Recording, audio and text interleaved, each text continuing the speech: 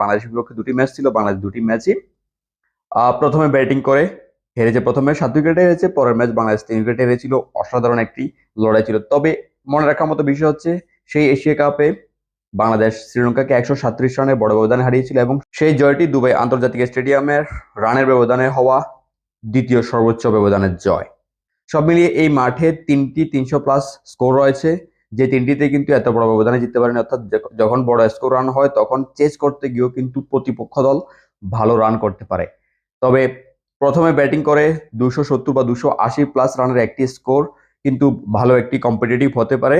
এই ক্ষেত্রে বোলারদের গুরুত্ব সবচেয়ে বেশি এবং স্পিনার এখানে সবচেয়ে বেশি ব্যবধানটি সেটি তৈরি করে দিতে পারে। যদি বাংলাদেশের একাদশ যেটি প্রেডিক্ট করা হচ্ছে, সেখানে আমরা দুজনের স্পিনার দেখবো, রিশাদ হোসেন এবং মেহেদী হাসান মিরাজ। মেহেদী হাসান মিরাজের কিন্তু ভালো রেকর্ড রয়েছে, এই মাঠে অনেক বেশি উইকেট নিতে হবে, সে অনেক বেশি ইকোনমিক্যাল ছিল। এছাড়াও রিশাদ হোসেন আমাদের ট্রাম্প কার্ড হতে পারে।